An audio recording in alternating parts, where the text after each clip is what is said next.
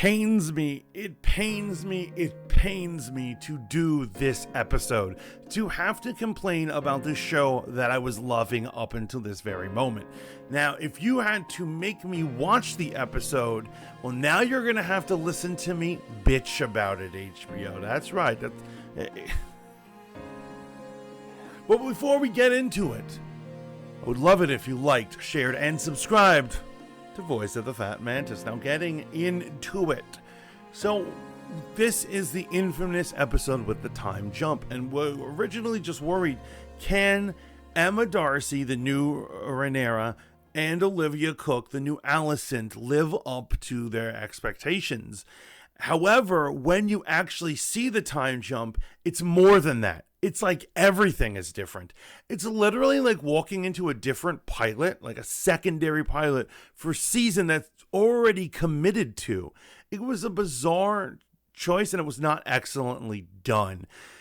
All sorts of things have changed in the 10 years that they've decided to jump, to the point where even characters we know who are played by the same actors don't seem like the same characters. An example is our man Daemon. We love that he's a devilish bad boy with a heart of gold, right?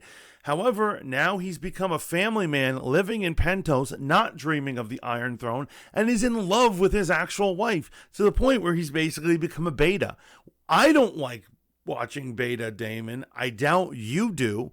Rhaenyra is no longer adventurous and hopeful. She's broken and sad and pathetic. She's just kind of bitter.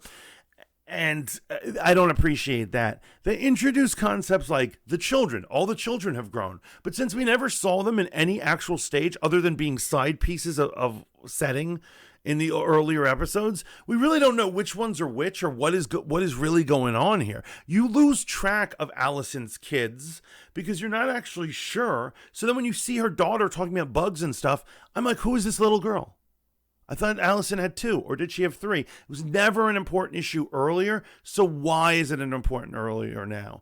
Now, they did some also crazier things, such as making both Harwin Strong and his brother Loras incredibly important chess pieces to be played within the Game of Thrones. However, earlier in the series, also played by the same actors, they didn't even give them the courtesy of having plot devices or anything. It came literally out of nowhere that Harwin Strong would be such an important character, and then his brother's actions at the end of it's just so over the top. I'm like, could you have shown us this character since episode 1? Could you lay the track work that Loras is a super conniving evildoer? It should not have been out of left field, and it was handled just terribly. Now, we've got to get into one of the things that is just really bothering me, and it's these actresses. Everyone was wondering, what can these actresses do? Now, when I've seen the actresses of both Olivia Cooke and Emily Carey, the old actress who played Alicent, and you see them in the real world or in photos and stuff, they don't seem like they're the same human. And what I mean is they cannot play a younger or older version of each other. I think they think that they're like, well, they're brunettes. They all look alike. Actually, humans don't look that much alike, and you need to actually do work in casting people who look similarly. However, I'm going to say Olivia Cooke's performance was so good at the new conniving, bitter queen, which we at least saw developed in the other episodes, that I totally forgot that I was like, okay, this is working for me. I'm into this. Even though I will miss Emily Carey because she is a beautiful woman. That is, that face would launch 1,000 ships. Now, it tragically breaks my heart to have to complain about Emma Darcy, the person who is playing the new Rhaenyra.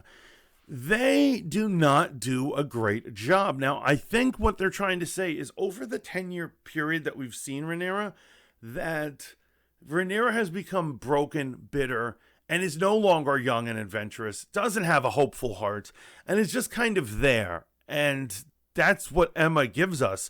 Unfortunately, when doing a time leap and changing actors, to sell it to your crowd who's already in love with Rhaenyra, let's face it, she was the heart of the show. Milly Alcock's performance was absolutely the heart of the show. to switch the person out, the new person has to be better than the other one. They have to give us a performance and have a script that's worthy of an Oscar in order to win us over. And they failed to do that. Her performance and everything going on with Rhaenyra was beige. It was like a baseball game after inning 7. It was an off-white coat of paint on a wall.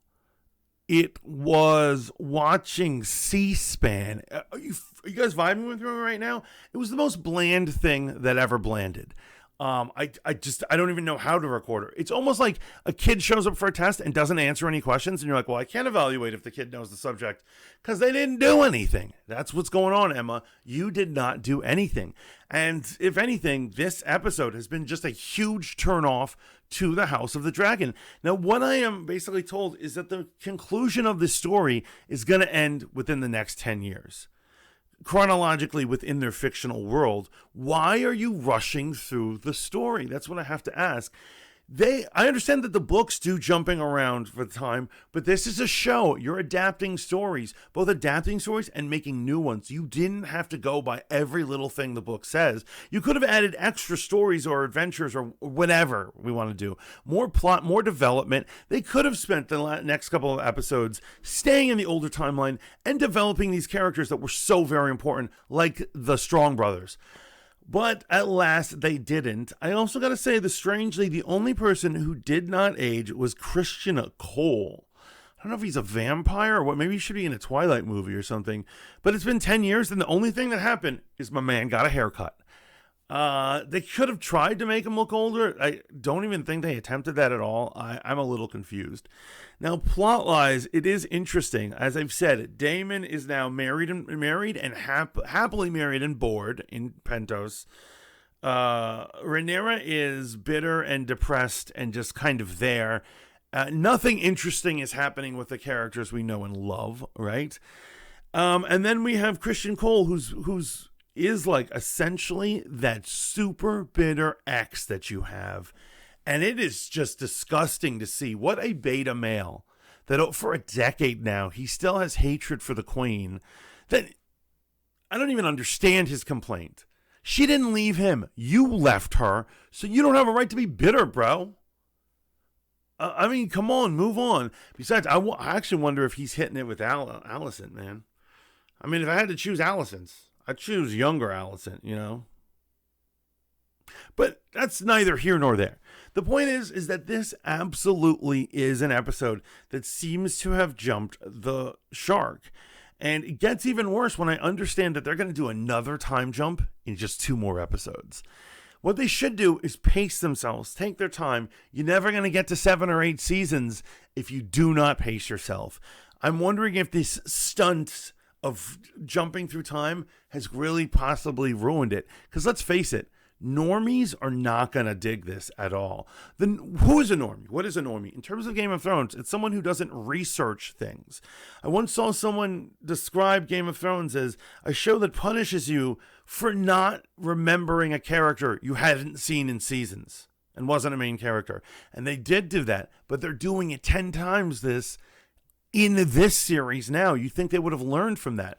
Normies are not going to have to fill in the blanks of what happened in the decade. The normal person is just casually watches, and they're often the person who, when you meet up later on that week, they go, "Did you watch Game of Thrones?" And I'm like, "Yeah." And they're like, "Who was this dude in the mask? And should I know this person?" I'm like, "Oh yeah, that's so-and-so's cousin." And they're like, "Oh, I forgot." That's that person. That is the majority of viewers, and they are not going to like what's going on with this show. Now, I've been going on close to 10 minutes now, giving nothing but negatives to the show. Because I'm going to tell you, if you're a diehard fan, you'll be into this. You'll be able to follow it. But I think that casual viewer is going to hate it. And so I'm not a normie. I love researching and looking at all these characters. But in terms of just sheer writing and production work on a show, it was badly done. Why am I bitter and I'm going on about this? It's mainly because I'm a big Milly Alcock fan. She really won me over as a young actress. And the fact that she's been replaced for this is pathetic and just... I don't know what to tell you, HBO. I don't know what to tell you. Good luck. Good luck on maintaining whatever this is. Because it is possible that this is a damage that they've done to the show that they cannot fix. And so those are my thoughts on it. The real question is, what are your thoughts? Please let me know down in the comments. Remember to like this video, subscribe to this channel, keep tuning in to Voice of the Fat Mantis for Game of Thrones, House of the Dragon, and other Song of Ice and Fire shenanigans, analysis, and reviews. Till next time, ciao for now.